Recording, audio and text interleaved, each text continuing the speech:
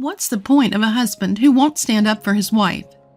My daughter was being bullied by her mother-in-law, and her husband, my son-in-law, wouldn't even defend her.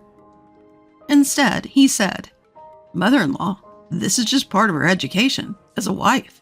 If you don't like it, take her back home." So I did just that. I brought my daughter back home with me. I'm a 50-year-old woman named Susie.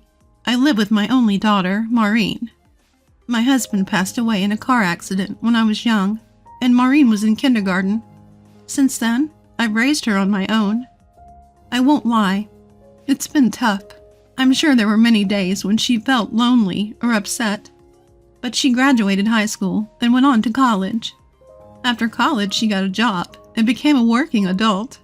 Maureen works for a well-established local company that runs various businesses like a bakery, a pharmacy, and real estate. It's a solid company. About a year ago, after working there for 3 years, Maureen told me she had a boyfriend. He was a polite and quiet young man, a sales rep from one of their clients. I was hopeful that he would be a good match for my outgoing daughter, Maureen. "Mom, I've decided to marry Ricky." She told me this with a smile about 3 months ago. I was thrilled that she had finally found happiness and celebrated grandly. We went all out for the wedding and the housewarming. At first, Maureen seemed ecstatic, but as time passed, she sounded less and less cheerful, and it became harder to get in touch with her. I thought it was just typical post-wedding blues, so I decided to wait for her to reach out. Maureen's an adult. It's not my place to meddle, I thought. But I was wrong. "Hey, Maureen looks really worn out. That's not just wedding blues. Are you sure she's okay?" My friend Karen, who lives near Maureen, told me this. "What do you mean?" "Her complexion is terrible. I asked if she was pregnant, but she said no. She looked really sad. Have you heard anything?" Karen's tone was somewhat accusatory. "I haven't been able to reach her lately. She's not answering her phone." "You should try contacting her again." Encouraged by Karen's insistence, I called Maureen once more. "Hello, Maureen. It's Mom. Just checking in on you." Maureen answered, but there was only silence. "Maureen, can you hear me? Are you okay?" "Mom,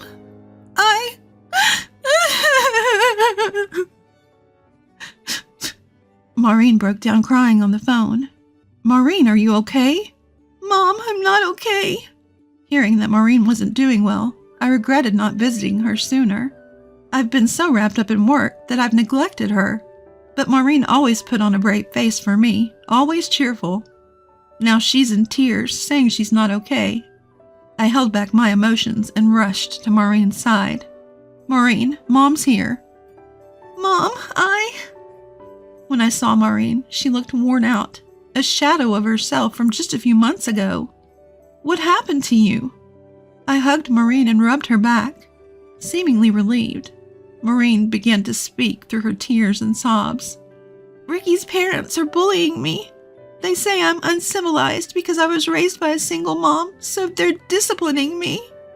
I looked at Maureen's hands. Her once beautiful fingertips were now cracked and sore. "This is terrible." "They tell me to wash dishes with cold water to save hot water. They even tell me to hand wash clothes before using the washing machine." "What?"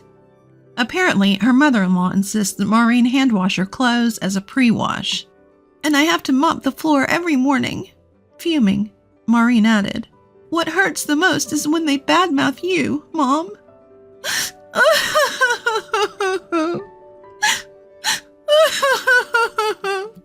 She burst into tears.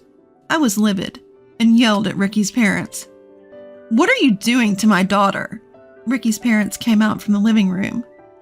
"What's going on?" "Who do you think you are, making a scene in our home?"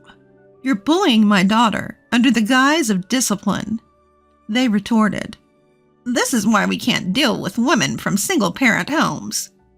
"We're just disciplining an uncivilized girl. Your attitude is unacceptable." They began to mock us. "What's going on?" Ricky came out after hearing the commotion. "Ricky, your wife is so flawed that we're disciplining her, and her unreasonable mother is making a fuss." Ricky's mom reported to him as if tattling. I confronted Ricky. If you're her husband, don't just stand there. Help Maureen. You're misunderstanding. Maureen is failing as a wife. My parents are just trying to make her presentable. Ricky arrogantly defended his parents. You're a failure as a husband. If you can't protect your own wife, stop this nonsense. I was furious and lunged at Ricky. Ricky retorted, You're taking advantage of my parents' kindness. I did you a favor by marrying a woman from a single-parent home.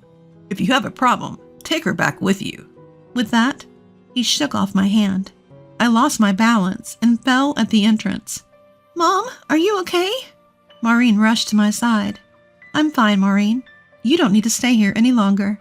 Get a divorce. When I urged Maureen to divorce, she weakly nodded. Okay, I understand. As we were about to leave, Ricky's parents sneered. You're probably going back to some rundown apartment. Feel free to come back any time. Yeah, but only if you apologize deeply. Ricky's parents took turns mocking us. I quickly retorted, You're the ones who don't get it. This house isn't yours. Don't get it twisted. What are you talking about? This house was inherited by Maureen from her grandfather, right? What's hers is mine. Ricky insisted it was his, refusing to listen. Actually, inherited property doesn't automatically become the spouse's. That's the law. I pulled out a piece of paper from my bag and showed it to them. It was a copy of the land registry for the house, proving that I was the legal owner. My father, Maureen's grandfather, left this house to me, not directly to Maureen. I've been the one paying the taxes. Ricky and his parents were dumbfounded. I calmly explained that I had gifted them the house as a wedding present, free of rent and taxes. What? I've never heard about this, Ricky. I don't know. She's probably bluffing. Ricky and his parents refused to believe us. Listen, you have no right to live here. If you understand, leave. Despite my declaration, they remained defiant. That's your problem. We're staying. You're the one who should leave. Fine. I'll see you in court, I said, taking Maureen with me as we left the house. As we exited, I noticed neighbors gathered, whispering among themselves after hearing the commotion. Among them was my friend Karen. Are you okay?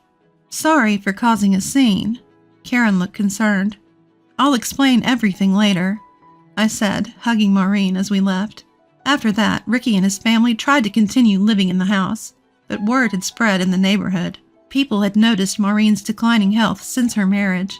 When it became known that they had bullied Maureen, tried to kick her out, and even attempted to take over the house, they were shunned as a disgraceful family. Living in a small town, word travels fast. It didn't take long for us to hear about Ricky and his family situation through Karen. Their reputation had plummeted, and they were even told not to dispose of their trash at the community dump. Apparently, they fled in the night. Karen told me, chuckling. Within a month of us leaving, Ricky had called my cell phone multiple times. It's your fault we can't live there anymore because of the harassment. Apologize now. I'm not sure what you're talking about. I brushed him off. Apologize to us, and we'll clear up the misunderstanding with the neighbors. Then we'll forgive you. He still seemed to think they'd done nothing wrong. I was so disgusted that I hung up. A week after the calls, Ricky and his family showed up at my house unannounced. They were stunned when they arrived. Yes, I live in one of the city's most luxurious high-rise apartments. In fact, my late husband ran a company, and I took over as CEO after his passing. Working hard for Maureen's sake, the company grew, and now I can afford to live in a high-rise. Upon discovering this, Ricky and his family immediately changed their tune. We're really sorry. We had no idea you were so well off, Ricky said, forcing a smile. Yes, it's our fault for not knowing better. If we'd known you lived here, we would have treated you differently, Ricky's mom added. So you're apologizing because I live here? I asked sarcastically. No, actually, we sold our house to live with Ricky and Maureen, but now we have nowhere to go, Ricky's mom continued. Yes, we wanted to provide a good home for our parents, so we proposed living together, Ricky added. We sold our house for that reason, and now we're stuck in a rundown apartment, Ricky's mom said, feigning tears. Mom, don't cry. So, can you help us out? Could you either give us some financial support or let us live in an empty room in this high-rise? Ricky shamelessly asked for assistance. I put on a smile and said, "Remember what you did to my daughter? Even if you've forgotten, I never will. Please leave." What? You're abandoning your own family? Maureen, who had witnessed the whole thing, immediately called the police. The police arrived promptly, found the 3 people, and quickly sent them away. Turns out Maureen had consulted the police several times after her divorce, saying her ex-husband was stalking her, wanting to reconcile. Her ex's family continued to show up at her apartment complex, but the concierge handled it.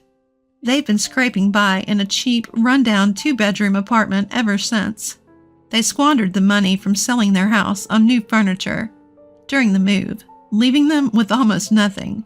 Ricky's parents can't adjust to a less luxurious lifestyle and continue to live recklessly. Their son Ricky is worn out from being exploited by his parents. Moreover, the reason for the divorce got out because he used to be a salesman who frequented Maureen's company. As a result, he's been banned from Maureen's company and lost a major client, derailing his career. Even Ricky's parents have started looking for work, realizing the gravity of the situation. But due to their age, skills, and neighborhood gossip, they're struggling to find employment. The jobs they do find don't pay well, and they continue to live in hardship. I decided it would be a waste to leave my father's house vacant, so I've opened it up as a community center for the neighborhood. I occasionally check in to make sure Ricky's family isn't causing trouble. Maureen told me, "I'm an adult now, and I wanted to handle my husband myself. I didn't want to worry you, Mom." I've been telling her, it's not shameful to ask for help. The sooner you speak up, the less you'll suffer. So speak up sooner from now on. After the divorce, Maureen has been living in my high-rise apartment and continues to work at the company she's been with since before her marriage. She was downcast when she first came back home, but now she's back to her old self and helps around the house. We plan to live happily together for the foreseeable future.